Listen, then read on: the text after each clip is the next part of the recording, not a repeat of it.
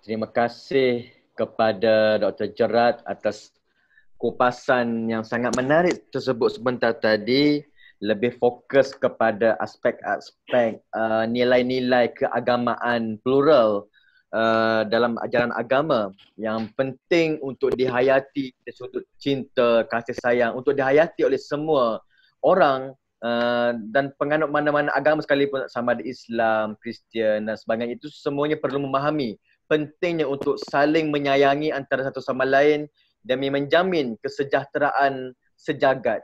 Dan perkara ini tidak semestinya memerlukan kepada pengajian agama yang sangat dalam, cukup common sense seorang manusia untuk menghormati, toleran terhadap sesiapa pun yang berbeza di antara mereka, sama ada perbezaan itu dari sudut warna kulit, dari sudut ras, bangsa, agama sebagainya, itu cukup untuk kita menghormati kepercayaan orang lain dan sama-sama kita bangunkan diri kita sendiri demi menjadi seorang insan yang terbaik sebagai seorang manusia di atas muka bumi ini. Jadi begitu ketiga-tiga panelis yang sangat menarik tentang perbincangan dan pemikiran Cak Nur dari sudut yang perbentangan masing-masing yang sangat menarik. Dan saya kira sekarang terbuka kepada untuk sesi soal jawab.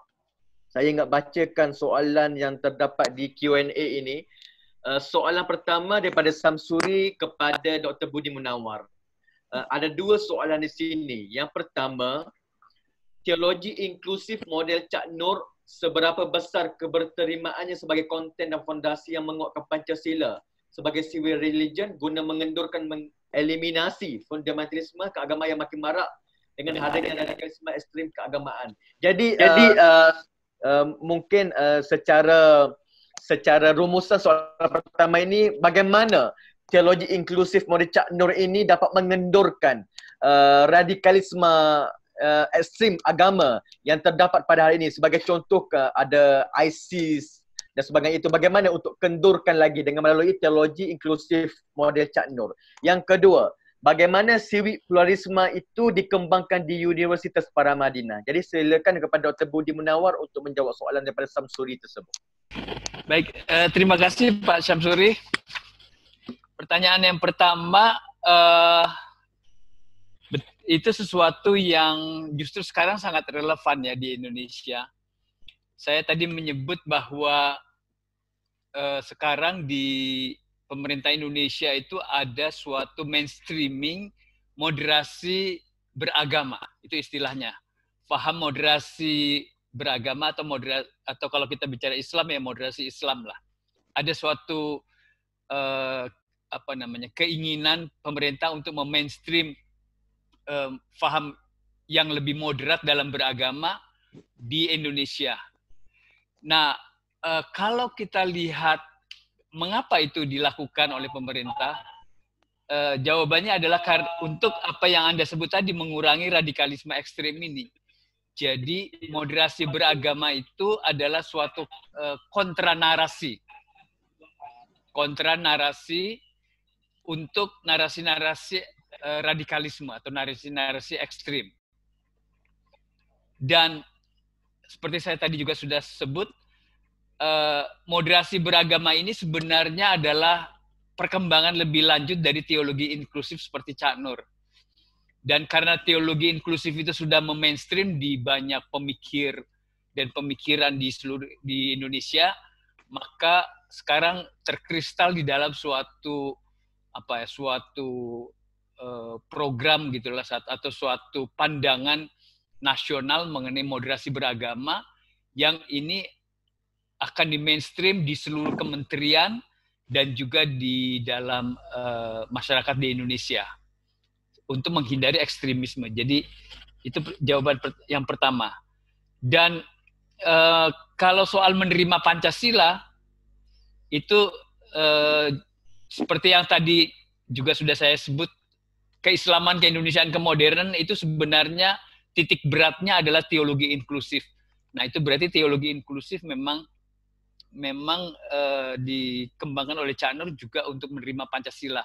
Dan penerimaan Pancasila ini adalah buah dari proses yang disebut dengan sekularisasi. Tadi kita sudah sudah membicarakan ini, Gauss sudah menyebut juga banyak mengenai soal sekularisasi ini. Jadi dengan sekularisasi kita bisa menerima faham ideologi negara yang didasarkan bukan pada agama atau pada Islam, tapi didasarkan pada Pancasila. Nah, di Indonesia kita punya suatu faham yang sudah dikembangkan jauh sebelum Indonesia merdeka yang menjadikan Pancasila sebagai titik temunya ya. Istilah civic religion itu adalah istilah yang memang dipopulerkan oleh Cak Nur juga, walaupun istilah ini awalnya dari Robert Bellah, seorang sosiolog yang juga mengamati banyak mengenai sejarah Islam. Nah, Cak Nur mengambil istilah civic religion ini sebagai satu agama sipil, di mana di dalam agama sipil itu kita punya faham atau perspektif yang bisa menyatukan perbedaan-perbedaan agama, perbedaan etnis, perbedaan ras, yang dalam istilahnya Cak Nur itu civic religion itu adalah Pancasila.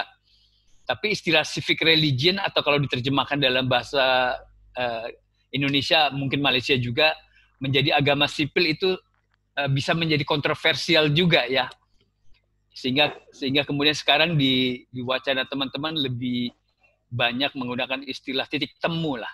Jadi Pancasila itu adalah titik temu dari berbagai macam perbedaan yang ada di dalam masyarakat, sehingga kemudian kita bisa satu mengembangkan keindonesiaan kita. Nah, civic pluralism itu adalah faham pluralisme yang didasarkan pada tadi itu civic religion itu, atau pada pandangan-pandangan titik temu yang di Indonesia kita punya suatu cara mengelaborasi filsafat Pancasilanya itu, dan ini dari filsafat Pancasila itulah kemudian diturunkan civic pluralism. Tapi civic pluralism sendiri sebagai suatu pikiran, dia juga berkembang di dalam ilmu-ilmu sosial ya, sehingga kita tahu bahwa bagaimana civic pluralism itu bisa dikembangkan dalam masyarakat berdasarkan pengalaman terbaik di masyarakat dunia. Kita sudah punya itu mungkin itu. Okey. Terima kasih kepada Dr. Budi. Soalan kedua, saya kira soalan ini saya ingin nak tujukan kepada Ahmad Gauss, iaitu bagaimana pendapat pembicara, apakah jaringan Islam liberal itu sama ada beda atau tidak dengan idea Cak Nur? Jadi Ahmad Gauss punya pandangan bagaimana? Adakah gagasan idea Cak Nur itu sama atau tidak dengan jaringan Islam liberal? Terima kasih, Saudara Maziru. Jadi jaringan Islam liberal atau JIL itu didirikan oleh murid-murid Cak Nur. Apakah mereka terpengaruh oleh Cak Nur atau bukan? Apakah Islam liberal itu sama dengan pemikiran Cak Nur atau tidak? Itu terserah bagaimana menginterpretasikannya. Saya menulis sebuah tesis magister bahwa anak-anak dari jaringan Islam liberal ini justru lebih liberal dari Cak Nur. Menurut saya mereka lebih liberal dari Cak Nur. Ada banyak hal yang tidak diungkapkan oleh Cak Nur karena mungkin pada waktu itu kondisinya berbeda atau belum muncul masalahnya. Kemudian sekarang direspon oleh teman-teman dari jaringan Islam liberal. Nah, Ulil Afsar Abdallah ada nggak ya di sini ya? Ulil Afsar Abdallah itu muncul ke permukaan karena sebuah artikel yang sangat bombastis di harian Kompas. Judulnya itu menyegarkan kembali pemahaman Islam, menyegarkan kembali pemikiran Islam ya. Itu Bud ya? Ya, mirip-mirip lah. Ya, menyegarkan kembali. Nah, itu kan artikel yang judulnya sama 30 tahun yang lalu, tahun 70-an ditulis oleh Cak Nur juga. Judulnya menyegarkan kembali pemahaman Islam. Apakah Cak Nur baru? Tidak juga. Karena 30 tahun sebelumnya, Bung Karno juga menulis hal yang sama. Judulnya memudahkan pengertian Islam. Jadi sama. Jadi kalau dirunut sebetulnya pikiran-pikiran ini di dunia ini tidak ada yang baru. Semua hanya mereproduksi memperbarui dan disesuaikan dengan kebutuhan pada zamannya. Nah, Islam liberal ini kan menjadi jelek itu karena keberhasilan kampanye kelompok-kelompok fundamentalis. Kalau kita pertanyakan secara mendasar, secara esensial, what's wrong with liberal Islam? Itu kan pertanyaannya terkait dengan what do you think of liberal Islam? Atau what do you think with liberal values? Yang dimaksud dengan nilai-nilai liberal itu apa? Kalau kita baca konsepnya, nilai-nilai liberal itu kan toleransi, hak asasi manusia, kesetaraan, perdamaian. Apa yang salah dari itu semua? Maka menurut Cak Nur, nilai-nilai liberal itu sebetulnya adalah nilai-nilai yang dipraktekkan oleh Barat yang diambil dari Quran. Pernah ada satu masa Cak Nur mengatakan, begini kan, Al-Quran ini sangat liberal. Saking liberalnya, orang Islam itu takut dengan Qurannya sendiri. Gitu. Salah satu contohnya, mengenai, tadi disebut mengenai kesamaan agama-agama. Itu kan ide yang paling, gagasan yang paling ditolak oleh banyak orang. Ya. Ini saya mau bacakan satu parafrase, satu paragraf dari Cak Nur. Ketika Cak Nur membaca surat Asy-Syura ayat 13, dia menjelaskan seperti ini. Bahwa syariat itu sama pada semua agama. Poinnya. Kemudian yang kedua, dia mengatakan bahwa mereka, para penentang itu, tidak mengerti dan tidak sanggup memahami bahwa pada dasarnya agama-agama itu adalah satu. Dan semua nabi dan rasul Tuhan mengajarkan hal yang sama. Itu pandangan Cak Nur seperti itu. Apakah itu liberal? Tentu terserah orang, itu kan masalah kategori ya. Tadi Budi sudah bilang inklusivisme, pluralisme, eksklusivisme dan sebagainya. Kalau menurut saya orang seperti Cak Nur ini agak terlalu riskan untuk diberi kotak-kotak semacam itu ya. Sebab orang melihat, tadi bilang aktivis LSM itu melihat Cak Nur kurang kurang realistis. Mereka itu ada di kiri, sehingga melihat Cak Nur ada di kanan. Sementara kelompok fundamentalis ada di kanan, sehingga melihat Cak Nur terlalu kiri. Jadi sebetulnya Cak Nur itu ada di tengah-tengah. Siapa yang mempengaruhi Cak Nur? Menurut saya, tadi kan ada diskusi apakah Ibnu Taimiyah ataukah Fazlur Rahman? Ya Budi ya. Itu kan sebetulnya dua sosok yang bertentangan. Fazlur Rahman adalah sosok yang sangat progresif. Kalau tidak bisa dikatakan liberal, makanya dia diusir dari Pakistan. Sementara Ibnu Taimiyah adalah seorang skripturalis, fundamentalis, dan nenek moyangnya kaum Wahabi. Bagaimana Cak Nur bisa dipengaruhi oleh dua orang yang kontradiktif semacam ini? Sebenarnya menurut saya agak susah ya diberikan kategori semacam itu. Mungkin Cak Nur melampaui keduanya atau tidak dipengaruhi siapa-siapa. Kalau Cak Nur banyak mengutip Fazlur Rahman, banyak mengutip Ibnu Taimiyah, itu belum tentu dia dipengaruhi oleh Ibnu Taimiyah, belum tentu dia dipengaruhi oleh Fazlur Rahman. Karena inti dari pemikiran Cak Nur adalah gerakan pembaruan pemikiran Islam pada tahun 70-an ketika dia belum berkenalan secara intensif dengan Fazlur Rahman dan Ibnu Taimiyah.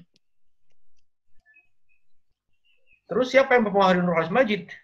Yang mempengaruhi Nurhalis Majid menurut saya adalah orang yang memiliki pikiran yang sama dengan dia. Siapa itu? Menurut saya pada waktu itu adalah Bung Karno. Karena Bung Karno yang bicara mengenai sekularisasi pada tahun 30-an. Bung Karno yang bicara mengenai negara nasional pada tahun 30-an. Tapi kemudian tidak tuntas debat itu dilanjutkan oleh Cak Nur. Sehingga saya bilang tadi, di tangan Cak Nur lah debat mengenai negara Islam ini tuntas. Karena dia seorang ulama, kalau Bung Karno kan bukan ulama. Tidak mengerti banyak mengenai teologi. Nah, Cak Nur membahas ini dalam kerangka teologi dan menurut saya itu tuntas. Sehingga tadi ada pertanyaan di chat itu, siapa ini dari Adi ya, conceptually completion, tapi secara praktek perdebatan tentang agama dan negara masih berlangsung sampai sekarang. Oh tentu saja, kalau wacana itu pasti akan terus berlanjut sampai kapanpun. Tapi aspirasi negara Islam sebagai aspirasi politik gitu, yang diperjuangkan oleh partai itu sudah tidak ada sekarang. Yang sekarang diperjuangkan itu kan khilafah Islamiyah. oleh Hizbut Tahrir Indonesia itu kan bukan urusan apa namanya debat ilmiah, bukan urusan debat ilmiah. Kalau kita mau menanggapi silakan saja, tapi itu sudah lebih pada persoalan Menko Polhukam, urusan Menko Polhukam, urusan tentara, urusan polisi, bukan urusan kita para ilmuwan. Jadi apakah ada hubungan antara pikiran-pikiran jaringan Islam liberal dengan Nurul Majid?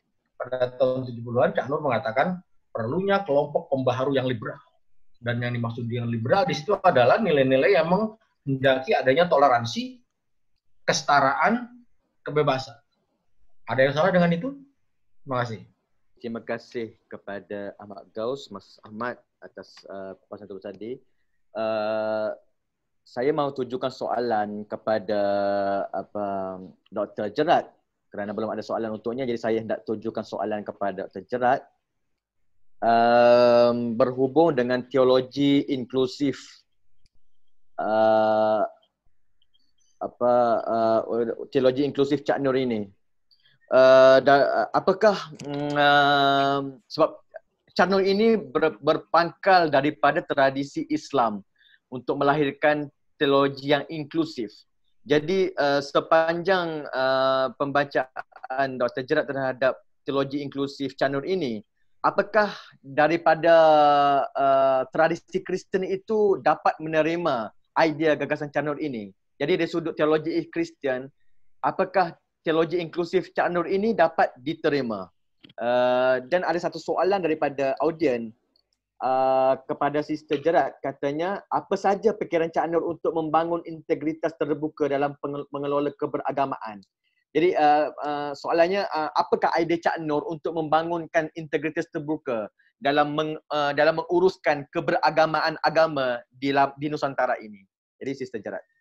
Kalau kita lihat pemandangan atau pikiran Cak Nur inklusif, di mana Cak Nur katakan bahwa setiap agama punya tempat, setiap agama punya kebenaran, setiap agama punya hak untuk bicarakan tentang keselamatan, tentang kebenaran, tentang kebenaran, tentang klaim kebenaran. Dari sudut pandang Cak Nur seperti ini, tidak jauh dari pikiran Kristiani. Apalagi setelah Vatikan II, di mana dulu gereja juga eksklusif, tapi setelah Vatikan II, kita fokus, ada satu fokus kepada keselamatan. Bahwa setiap agama punya kebenaran sendiri, sehingga dalam Vatikan Council II juga ada satu bagian disebut Nostra Aetate, di mana fokus kepada setiap agama punya tempat masing-masing menurut kebenaran truth claim mereka dan core belief-nya. Jadi kalau kita lihat pemandangan atau pikiran Cak Nur secara inklusif, ya sama dengan tidak jauh, saya bisa katakan dari pikirannya Cak Nur.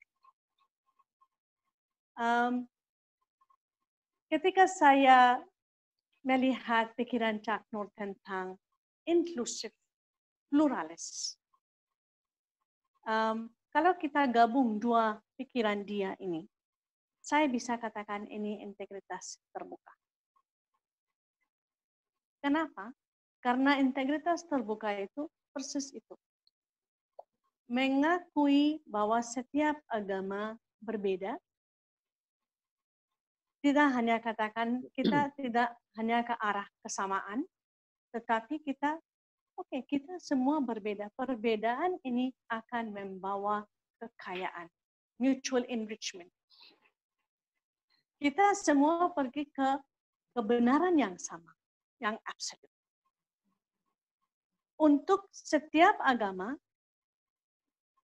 kita perlu sadar bahwa yang Cak Nur sering kali bicara tentang keterbukaan.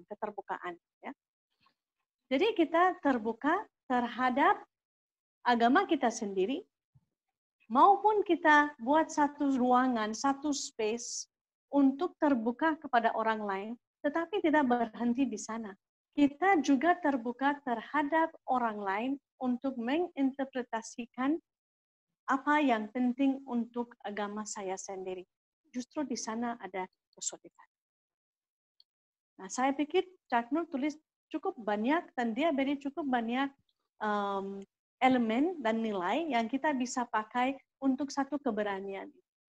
Kita berani orang lain menginterpretasikan truth claim kita kalau kita kembali ke yang dia sering kali katakan, kembali ke yang mutlak, yang absolute. Ini yang pertama. Yang kedua, yang integritas itu, sering kali Cak Nur juga bicara tentang seorang harus yakin dengan apa yang dia meyakini, apa yang dia imani. Kita tidak perlu malu untuk katakan bahwa ini agama saya, ini truth claim saya, ini klaim kebenaran saya. Dan karena ini untuk saya absolute, tapi ini relatively absolute. Yang absolute, setiap agama akan katakan saya punya truth yang benar, yang absolute, karena saya mengakui. Saya serius dengan itu. Tapi kalau kita lihat secara keseluruhan, Tuhan jauh lebih besar daripada hanya satu agama yang klaim atau satu agama yang katakan ini kebenaran atau ini arti Tuhan bagi saya. Kita hanya melihat satu segi kebenaran. We only see one dimension of the truth, gitu ya, atau absolute. Jadi absolute itu jauh lebih besar dan saya pikir pikiran Cak Nur membawa kita untuk mengerti relatively absolute sekaligus belajar atau mementingkan, menghayati yang absolute. Nah, ini ada banyak yang kita bisa petik dari pikiran Cak Nur untuk integritas terbuka. Baik, terima kasih kepada Dr. Gerard. Sambung lagi kepada soalan daripada audiens seterusnya. Berkaitan dengan tafsiran, saya kira soalan ini saya tujukan kepada Dr. Budi. Barangkali boleh jawab tentang soal ini daripada soalan Stefanus Jonathan ini. Di mana katanya saya rumuskan bahawa persoalan Cak Nur ini adalah salah satu daripada soalan tafsiran terhadap agama, tafsir inklusif terhadap agama. Jadi apabila melibatkan persoalan interpretasi agama, tafsir, maka ia berkaitan dengan dialektika. Sentiasa ada tafsir yang sentiasa saling menyokong atau saling menyanggah, saling berdialektik. Jadi apakah ketika kita mahu menerima tafsir inklusif Cak Nur yang menerima keterbukaan itu, apakah bermakna kita juga turut menerima tafsir eksklusif terhadap agama? Tafsir yang sangat eksklusif, yang sangat rigid kepada agama atas dasar toleran dan keterbukaan teologi inklusif Cak Nur itu sendiri. Jadi pada pandangan Pak Budi macam mana? Saya mulai dulu dengan apa yang tadi Gaus sebut, Cak Nur itu melampaui Fazlur Rahman dan Ibnu Taimiyah. Mungkin ini bisa menjawab pertanyaan itu. Jadi saya setuju dengan apa yang dikatakan oleh Gaus tadi bahwa sebenarnya Cak Nur itu memang melampaui. Soal Fazlur Rahman, pernah dalam suatu acara saya bicara dengan Cak Nur dan dia mengatakan bahwa Buya Syafi'i Ma'arif itu jauh lebih rahmanian lah daripada dirinya ya. Itu pernyataannya dia. Sewaktu saya mempersiapkan terbitan disertasinya Cak Nur tentang Ibnu Taimiyah on Kalam and Falsafah untuk haul akhir bulan ini, saya makin menyadari bahwa Cak Nur itu Cak Nur itu sebenarnya mencoba untuk melampaui tafsir Ibnu Taimiyah yang tadi disebut oleh Stefanus Jonathan itu sebagai tafsir yang eksklusif ya.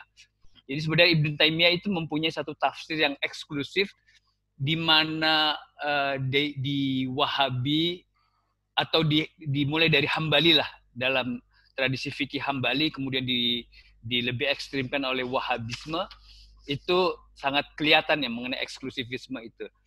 Tapi di disertasi itu Cak Nur mencoba untuk memperlihatkan sisi Ibnu Taimiyah yang lepas dari kritiknya yang sangat keras kepada kalam dan falsafah dalam Islam.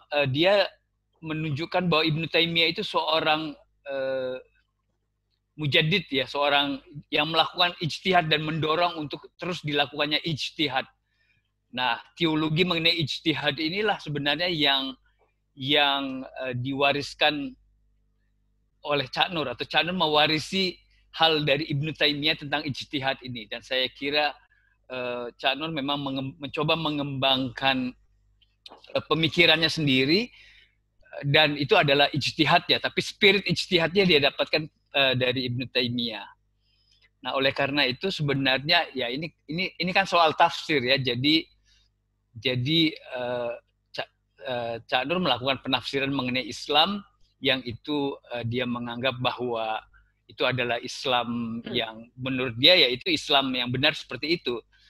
Tapi Cak Nur adalah bukan tipe orang yang menganggap tafsir yang lain itu sebagai tafsir yang salah begitu. Cak Nur sangat terbuka dalam soal itu, sangat toleran juga. Tapi dia untuk dirinya sendiri dia merasa bahwa apa yang dia lakukan itu adalah satu tafsir keislaman yang menurut dia benar ya. Itu sebabnya Cak Nur itu selalu berusaha untuk terus-menerus melihat kembali apa yang sudah dia tafsirkan. Itu satu pelajaran yang sangat penting yang diwariskan oleh Cak Nur kepada kami ya, generasi setelah Cak Nur, di mana kita tidak boleh mutlak-mutlakan terhadap apa yang menjadi penafsiran kita ya. Nah, itu Cak Nur menunjukkan tentang pentingnya untuk terus melihat kembali tafsiran kita ya. Imam Syafi'i punya istilah qaul qadim, qaul jadid ya. Jadi pandangan yang awal dan pandangan yang selanjutnya yang mengkoreksi pandangan yang sebelumnya. Nah, Cak Nur sebenarnya adalah orang yang saya seperti tadi saya tunjukkan dalam periode pertama, periode kedua Cak Nur, dia tidak punya qaul qadim, qaul jadid ya. Dia yang dia lakukan justru adalah continuity atau kelanjutan dari pikiran-pikiran sebelumnya. Misalnya ada satu tadi yang disebut saya kira oleh Muziri juga atau oleh Gauss, terkait dengan penggunaan kata sekularisasi. Di dalam suatu artikel menjawab Profesor Rashidi, jadi sebenarnya ini ada hal yang sangat menarik dari Cak Nur. Dia menulis sekularisasi itu kan tahun 70. Sampai tahun 73 dia masih terus membicarakan mengenai itu. Dan setelah itu ada kritik yang sangat keras dari teman-teman levelnya atau kolega-koleganya, yang buat Cak Nur itu sesuatu yang mudah untuk dia jawab, tapi yang membuat dia sulit sekali adalah sulit menerimanya ya secara psikologis adalah koreksi dari seniornya. Jadi bayangkan dia dulu disebut sebagai natsir muda ya. Jadi kalau tadi Gauss menyebut bahwa pikiran Cak Nur tahun 70-an itu adalah Soekarnois, tapi tahun 60-an dia sebenarnya di label dengan natsir muda yang itu adalah lawannya Soekarno. Nah, ketika Natsir menganggap pikiran Cak Nur itu sesat, kemudian senior dia yang lain seperti misalnya Buya Hamka, sampai Profesor Rashidi, yang semuanya adalah senior dia di Masyumi, di Partai Masyumi, partai Islam yang sangat besar pada waktu itu. Nah, Cak Nur merasa sangat terpukul, dan dia tidak pernah membuat tulisan menjawab semuanya itu. Sampai ketika ada suatu perayaan 70 tahun Profesor Rashidi, di mana ada satu buku yang diterbitkan dan Cak Nur mulai menulis di situ bagaimana tanggapan dia terhadap Prof Rashidi itu. Dan salah satunya dia mengemukakan bahwa kalau seandainya sejarah itu bisa diputar kembali, dia mungkin tidak akan menggunakan kata sekularisasi, dan dia akan menggunakan kata yang lain yang tadi juga sudah disebut, yaitu desakralisasi. Nah, dia ingin sebenarnya caranya yang lebih, istilah dia penetration pasifik, satu penetrasi yang lebih damai, yang tidak membuat heboh, tidak membuat kontroversi, sehingga gagasan itu bisa diterima. Itulah yang dia lakukan ketika dia melontarkan ide-ide mengenai nilai dasar perjuangan di HMI pada tahun 60-an pertengahan. Nah, tapi semua sudah berjalan, dan dia kemudian mengembangkan wacana desakralisasi sebagai pengganti sekularisasi pada tahun 90-an. Nah, tapi di era teman-teman di era murid-murid Cak Nur sekarang itu tidak ada lagi suatu rasa bersalah dengan menggunakan kata sekularisme. Bahkan kata sekularisme itu dengan lebih rileks didiskusikan dan diterima. Jadi kalau Cak Nur sendiri masih mengatakan sekularisasi tapi bukan sekularisme. Nah, tapi di generasi sekarang seperti Ulil, mungkin saya juga, mungkin Gaus juga, kita tidak alergi dengan kata sekularisme. Dan memang sebenarnya dalam soal hubungan agama dan negara itu pandangan filosofis, sosiologis itu harusnya sekularisme. Dan hanya dengan sekularisme inilah kita bisa mengembangkan kebebasan beragama. Nah, tapi kata sekularisme di sini bukan kata yang dalam arti pejoratif seperti respon kalangan Muslim terhadap sekularisme di Turki, tapi kita sudah melampauinya. Kita melihat sekularisme yang lebih positif seperti di Amerika Serikat dan kalau negara berkembang seperti di India lah, kira-kira seperti itu. Nah, mungkin itu, Muzir, tanggapan saya. Terima kasih kepada Dr. Budi. Soalan seterusnya ini, saya kira saya tuju kepada Ahmad Gaus ya. Soalan daripada anonymous attendee ini, ada 3 persoalan sebenarnya itu. Yang pertama itu, sekiranya pemikiran Cak Nur itu diterima pemerintah Indonesia, bagaimana mengelakkannya menjadi official religion ataupun religious discourse. Yang kedua, sejauh mana pemikiran Cak Nur itu sampai ke lantai bawah masyarakat. Dan yang ketiga, sekiranya pemikiran Cak Nur itu diterima, adakah ia mengubah kefahaman Islam? Jadi itu persoalannya. Kira-kira seperti ini, apakah pikiran-pikiran seperti Cak Nur ini bisa sampai membumi sampai ke kalangan grassroots, gitu kan? Nah, saya mau menyampaikan satu statement dari Gus Dur di Paramadina. Ketika itu dia mengatakan begini, beda saya sama Cak Nur itu, kalau saya ini angkutan pedesaan, kalau Cak Nur itu angkutan perkotaan. Itu sangat simbolik kan? Itu sendiri sudah memposisikan Cak Nur di mana dan Gus Dur di mana. Kalau Gus Dur lebih didengar dan lebih membumi itu karena memang dia punya jaringan ke bawah, Nahdien di grassroots. Sementara Cak Nur dengan pikiran-pikiran yang intelektualistiknya itu mungkin hanya didengar oleh mahasiswa, aktivis, kalangan kampus dan sebagainya. Kita tidak bisa memaksa rakyat untuk membaca pikiran Cak Nur dengan makalah yang panjang-panjang itu. Mereka juga tidak mengerti. Tidak akan mengerti itu. Tapi salah satu hal yang menarik dari Cak Nur memang dia selalu membuat kata kunci dari pikiran-pikiran besarnya itu, sehingga kata kunci ini sampai ke bawah. Seperti sekularisasi itu ada kata kunci. Makalahnya panjang sekali, tapi dia sebut sekularisasi itu kata kunci. Islamias partai Islam. Setelah dia menjelaskan panjang lebar, dia kutip satu saja. Islamias partai Islam. Dan itu yang menyebar ke masyarakat bawah.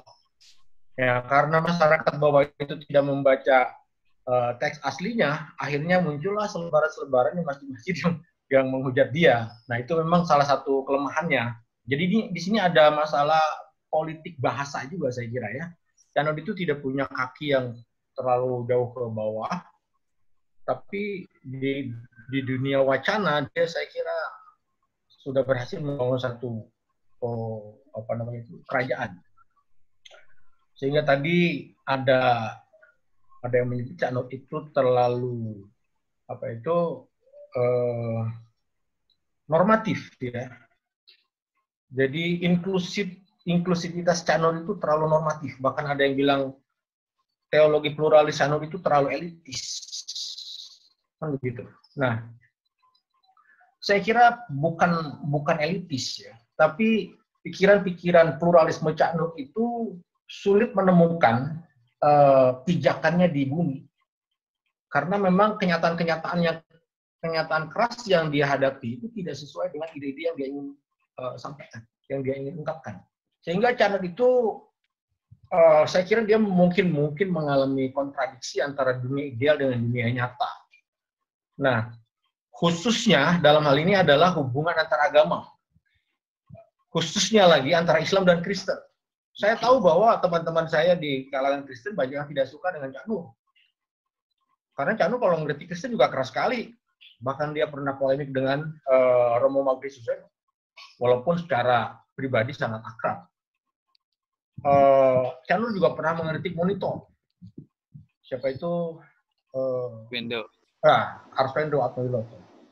Nah, sehingga orang menyayangkan kenapa Cak Nur di satu sisi dia bicara toleransi, pluralisme, tapi di sisi lain dia mengkritik Arswendo Atwiloto dan Monitor itu begitu kerasnya. Nah, ini persoalan yang tadi saya sampaikan, ide-ide Cak Nur itu tidak menemukan tempatnya di muka bumi, karena dia mengidealkan satu masyarakat yang sama dengan Al-Quran, yang setara, yang inklusif, yang harmonis, yang plural, tapi dunia nyatanya tidak seperti itu. Dalam hal ini hubungan antara Islam dan Kristen di Indonesia itu masih terpenjara oleh satu memori kolektif, yaitu perang salib. Itu kan yang selalu diingat oleh Islam dan Kristen, termasuk di Indonesia. Nah, menurut saya, Cak Nur berada atau menjadi bagian dari memori kolektif itu. Sehingga dia kadang-kadang reaksioner juga mengenai soal seperti Arswendo tadi itu. Jadi bisa dipahami kalau kemudian teman-teman juga mempertanyakan mengapa Cak Nur keras sekali reaksinya seperti itu. Nah, karena memang di satu sisi dia seorang idealis, dia ingin memunculkan, menghadirkan pandangan paradigma Al-Quran tentang toleransi dan pluralisme, tapi bumi yang tempat dia berpijak tidak subur untuk itu. Sehingga dia mungkin kecewa lah. Sehingga pikiran-pikiran idealnya itu tidak menemukan ladangnya. Dan mungkin gagal juga kalau dari sisi itu. Dan saya kira tidak masalah gagal tumbuh di satu tempat, tapi bisa tumbuh di tempat yang lain. Orang Piagam Madinah aja kata siapa itu Robert Bella kalau tidak salah, itu kan juga gagal. Karena apa? Karena terlalu bagus, too modern to succeed, terlalu bagus untuk sukses sehingga gagal. Nah, mungkin pikiran Cak Nur juga seperti itu, terlalu mulia, terlalu agung, terlalu besar sehingga tidak bisa beroperasi.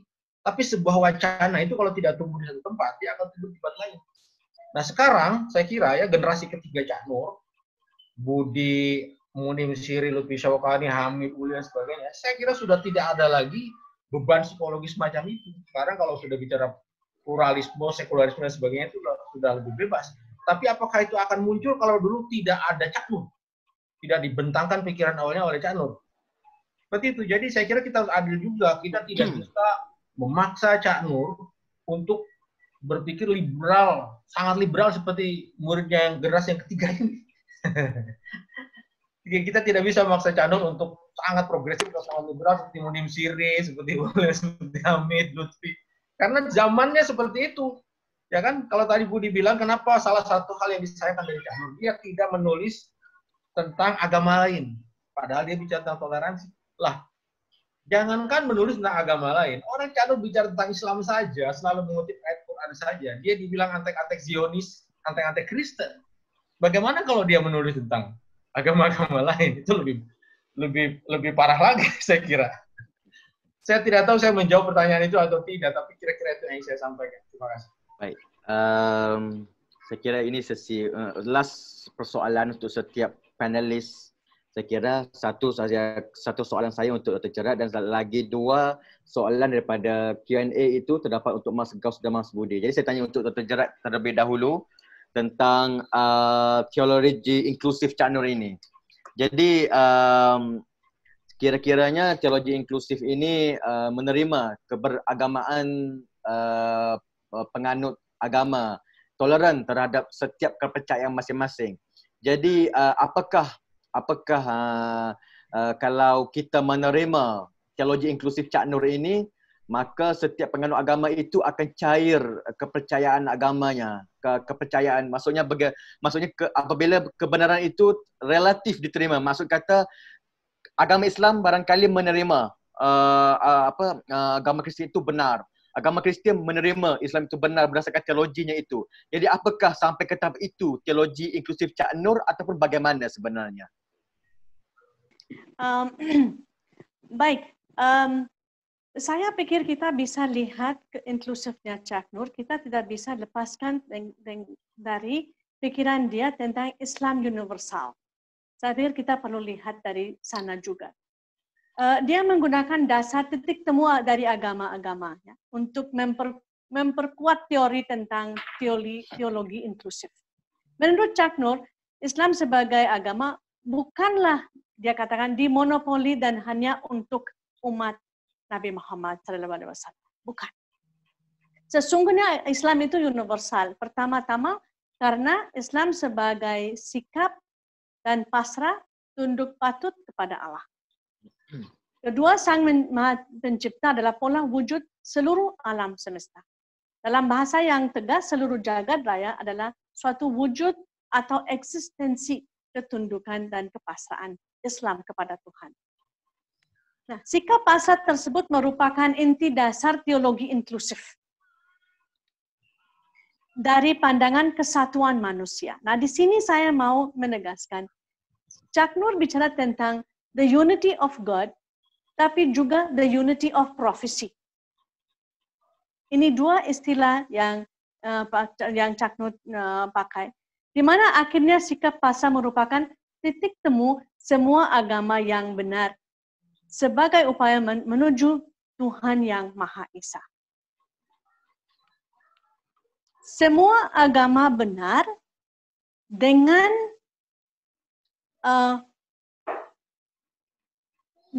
core belief mereka sendiri. Ini yang saya katakan tadi.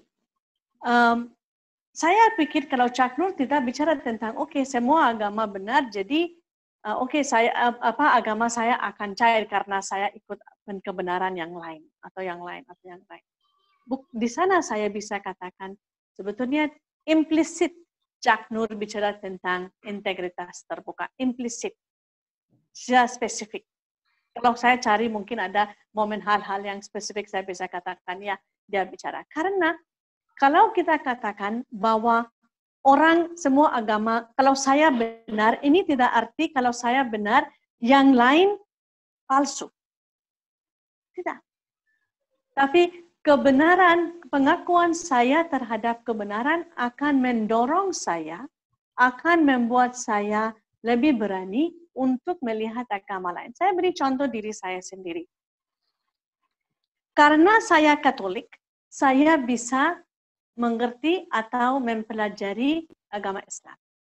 Agama Katolik saya membuka diri saya untuk mengerti agama lain. To be religious, harus interreligious. Ya, saya pikir jadi Chuck Noll tidak mengeluarkan. Chuck Noll sangat Muslim, sangat kuat dalam teksnya. Dia tahu Al-Quran dalam lahir batin ya. Dia tahu dia mewujud nyatakan dalam hidup dia sendiri. Tidak bahwa kalau inklusif kita menerima jadi kita semua menjadi satu. Kita tidak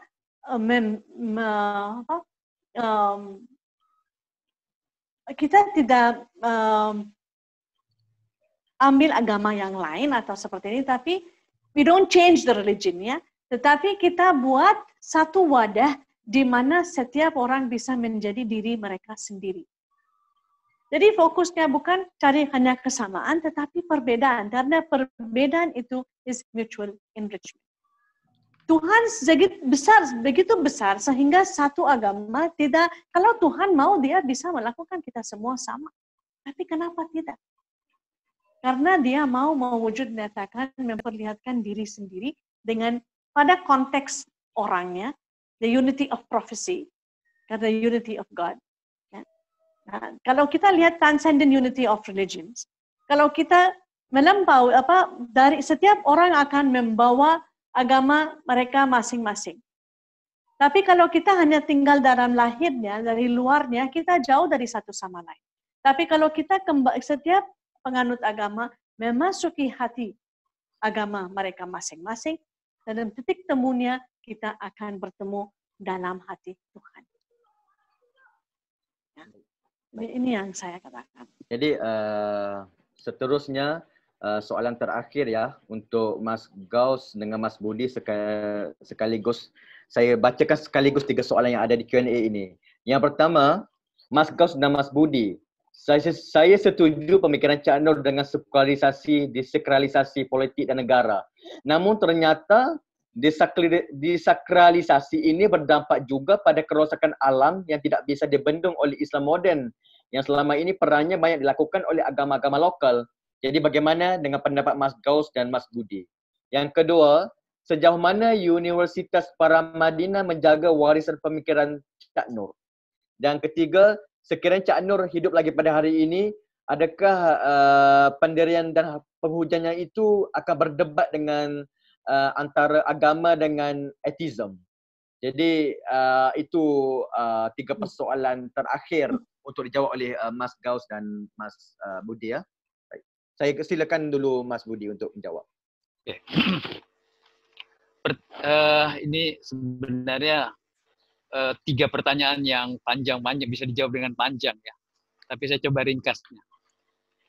Pertanyaan yang pertama, mungkin saya harus koreksi dulu, karena kalau Anda bicara mengenai apa tadi agama-agama lokal ya, istilah yang dipakai ya, kerusakan alam karena agama-agama lokal, justru sebenarnya agama-agama lokal atau indigenous religion dimanapun, termasuk di Indonesia, mungkin di Malaysia juga, itu bukan menimbulkan kerusakan alam, tapi mereka memelihara alam ya. Jadi kalau kita lihat misalnya bagaimana suku-suku Dayak di Kalimantan maupun Kalimantan Indonesia ataupun Malaysia, itu mereka sangat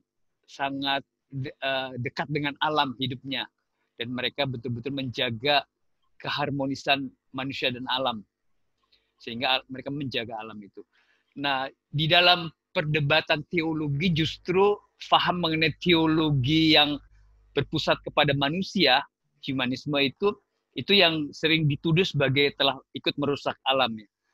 Nah, tapi itu menarik, ada satu pidato Cak Nur di waktu dia menjadi profesor, di mana dia menyebut bahwa panggilan manusia sebenarnya adalah untuk memelihara alam ya. Dan ini kritik Cak Nur terhadap teologi alam yang selama ini telah dideskripsikan bahwa manusia adalah penguasa alam dan dia boleh menguasainya sampai manapun. Nah, itu bahwa harus ada keseimbangan antara konsep khalifah dengan konsep abd atau hamba Allah itu. Di situ elaborasi sangat bagus sekali dalam tulisan waktu Cak Nur menjadi profesor itu. Kemudian yang kedua, bagaimana Paramadina menjaga warisan Cak Nur. Dan saya kira Paramadina ya ada macam-macam, ada banyak orang di Paramadina, orang seperti saya, seperti Gaus itu, dan juga teman-teman di Nurholis Majid Society itu adalah juga Paramadina ya, karena itu kami sebenarnya menjaga warisan Cak Nur. Mengenai agama dan ateisme ya, ini memang hal yang sekarang banyak sekali didiskusikan di Indonesia belakangan ini berkaitan dengan pandemi. Ada banyak pikiran-pikiran dari kelompok neo-ateism yang mereka mengkritik agama ya. Karena banyak reaksi populis di masyarakat yang mengatakan bahwa pandemi ini adalah tanda bahwa manusia penuh dengan dosa dan sebagainya. Jadi banyak perspektif keagamaan tradisional yang dibawa kepada pandemi ini. Padahal harusnya kita melihatnya dengan cara sains. Nah, Cak Nur memang di era itu belum wacana mengenai ateisme itu belum kuat ya. Walaupun ada banyak tulisan Cak Nur mengenai ateisme, tapi ateisme dalam arti masih belum secanggih seperti Richard Dawkins yang mendasarkan ateismenya kepada teori evolusi dan sebagainya. Nah, jadi memang kita perlu satu argumen baru bagaimana agama itu bisa bisa memberikan satu jawaban terhadap kelompok-kelompok neo-atheism atau neo-atheist. Nah, misalnya beberapa teman seperti Ulil atau Haidar itu ikut banyak meramaikan tentang bagaimana agama itu bisa memberi jawaban terhadap neo-ateisme. Yang keempat, saya ingin ikut menjawab tadi apa yang pertanyaan sebelumnya ya, ini pertanyaan yang sangat menarik yang tadi ditujukan kepada Sister Jera terkait dengan apakah dengan kalau menerima teologi inklusif Cak Nur itu orang akan menjadi cair ya. Ini memang problem yang besar sekali. Tadi saya sudah mengungkapkan bahwa teorinya itu ada eksklusif, inklusif, dan pluralisme. Nah, ada dua orang Katolik yang menciptakan teori ini. Satu diantaranya dia menganggap bahwa teori ini sebenarnya salah. Jadi penciptanya sendiri mengkoreksi. Yang benar adalah eksklusif, inklusif, pluralisme itu sesuatu yang lain lagi. Nah, jadi kata inklusivisme itu kata yang menurut kalangan pluralis itu serba tanggung. Di satu sisi dia mau melampaui eksklusivisme, tapi dia membuat benteng eksklusivismenya sendiri di dalam pemikiran inklusivisme. Ini yang mungkin maksud penanya tadi menjadi cair ya, atau istilahnya Sister Jera, integritasnya tidak ada. Nah, saya kira Cak Nur adalah orang yang sangat punya integritas di dalam keislamannya sendiri. Dia tidak cair ya, tidak mencair karena pemikiran keagamannya. Dan dia juga orang yang sangat keras mengkritik apa yang biasa dikritik terhadap pluralisme, yaitu kecenderungan sinkretisme, relativisme, dan indiferentisme atau menganggap agama itu sama saja. Cak Nur tidak sampai di level itu ya. Orang seperti pemikir ada namanya John Hick dari seorang filosof atau filosof agama yang dituduh dia membawa sinkretisme, relativisme, dan indiferentisme dalam pemikiran pluralisme. Saya kira Cak Nur tidak sampai seperti itu. Saya lebih setuju dengan Sister Jera bahwa sebenarnya Cak Nur itu integritas terbuka ya. Jadi ada integritasnya, tapi dia terbuka terhadap agama yang lain.